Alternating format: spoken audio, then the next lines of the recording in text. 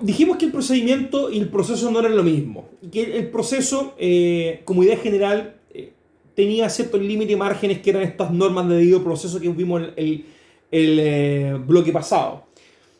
En cambio, el procedimiento va a ser una concreción relativa a determinados actos procesales que se van a ir ordenando para una determinada configuración.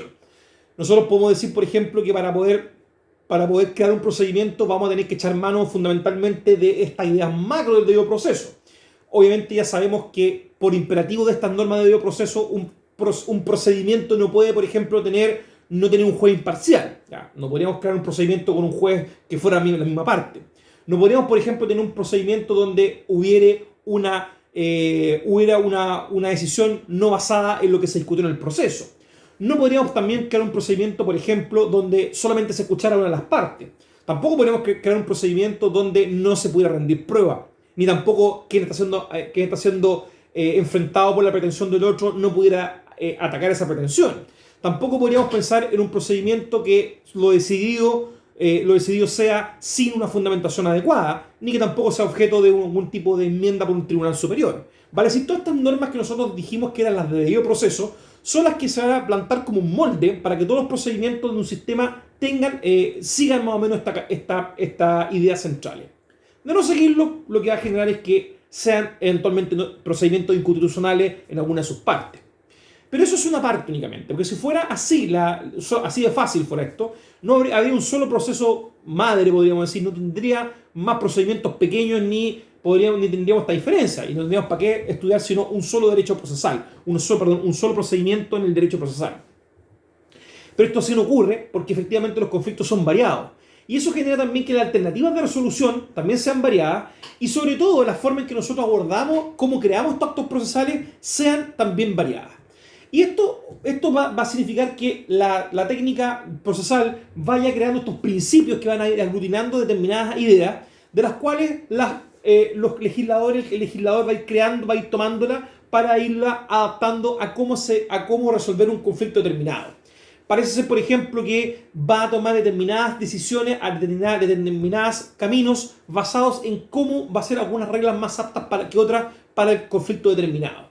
Además, obviamente, por razones económicas incluso, un procedimiento pareciera ser que no tiene que ser igual a otro en cuanto a determinados principios para aquello. Esto es lo que nosotros hablamos de las alternativas de configuración procedimentales, que tradicionalmente ustedes lo pueden conocer como los principios formativos del procedimiento. Y no es más que efectivamente entender que tenemos que aterrizar lo que nosotros estamos discutiendo, aterrizarlo a normas concretas. Pero esto nosotros podemos entender de que el legislador no es tan creativo que digamos, sino que el legislador va a ir a buscar estos principios formativos para que le entregue determinadas categorías de orden y categorías de decisión en cuanto a la creación de normas procedimentales. Y así nosotros encontramos fundamentalmente tres grandes grupos de principios formativos del procedimiento, que son los que después van a entregar una serie de principios, los cuales de ahí cada legislador va a tomar alguno de ellos para poder radicarlo. Y son fundamentalmente los principios estructurales del procedimiento, los principios relativos al órgano jurisdiccional y los principios relativos a la prueba, ¿ya?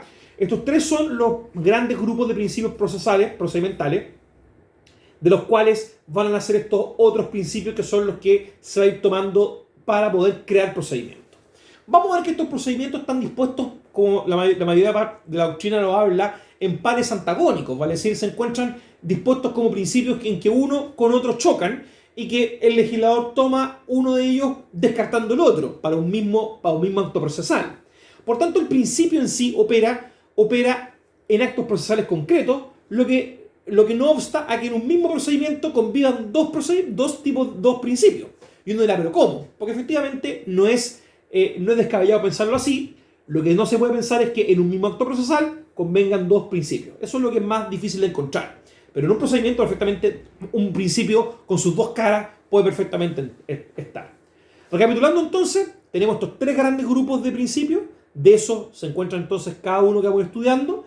Y como les digo, cada uno actúa en un acto procesal determinado. Algunos tienen todo un procedimiento completo, otros no. Eso lo vamos viendo a medida que avancemos los procedimientos y ustedes van a encontrar claramente que esto es bastante sencillo de entender. Bueno, partimos entonces diciendo que vamos a hablar con los primeros principios estructurales del procedimiento. Y aquí nos vamos a encontrar con el primer principio, que es el principio de la oralidad versus la escrituración.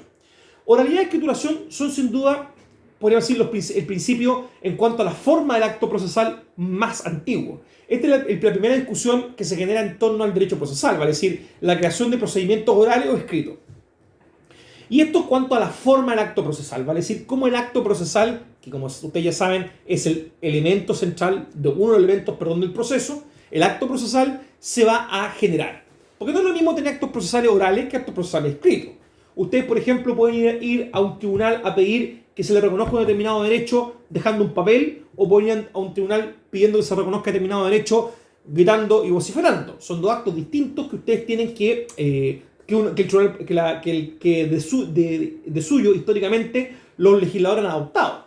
Obviamente, desde las creaciones iniciales del derecho romano, el procedimiento inicialmente fue netamente un procedimiento oral. Después, con la creación de la fórmula, del proceso formulario, se fue traspasando a la creación de ritos sacramentales, los cuales permitieron que a través de escritos se pudiera ir avanzando en un proceso distinto a través de la consolidación, a través del lenguaje escrito.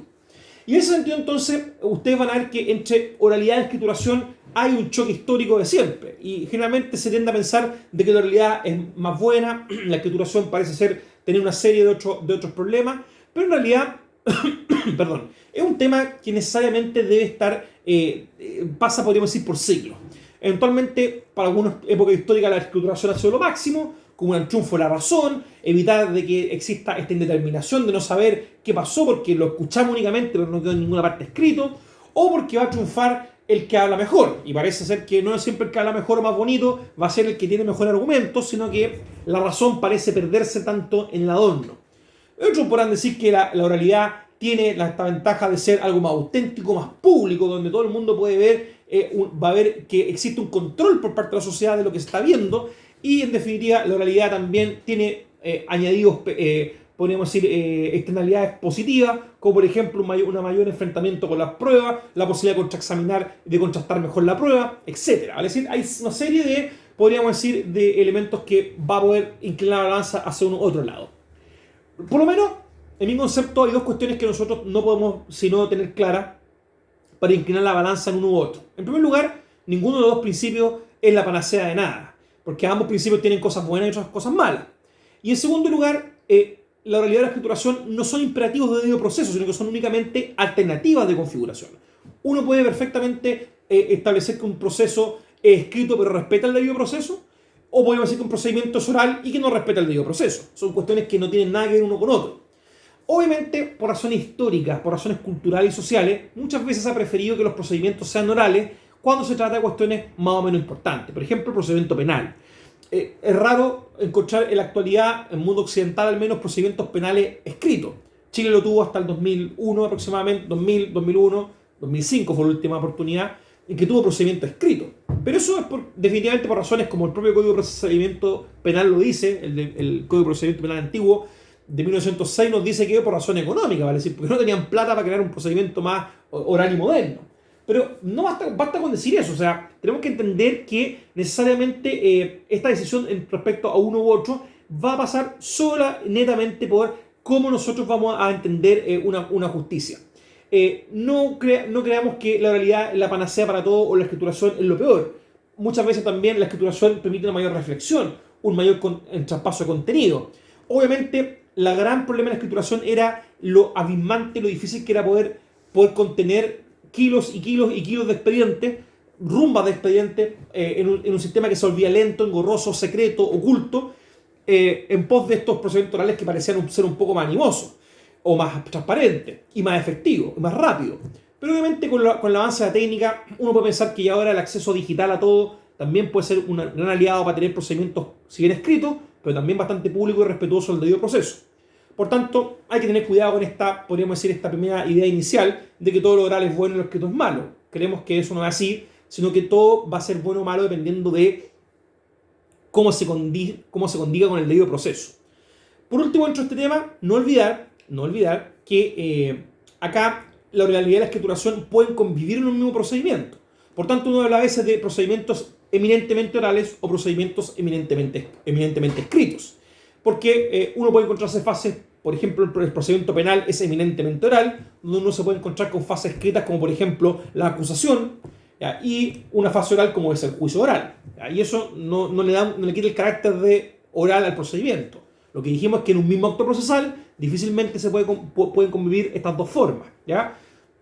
Hay ejemplos que sí, pero como les digo, la regla casi general es que no es de esa manera. Por tanto, oralidad y escrituración, dependiendo del prisma que vamos a analizar, que es la forma del acto procesal, es el primer principio que vamos a estudiar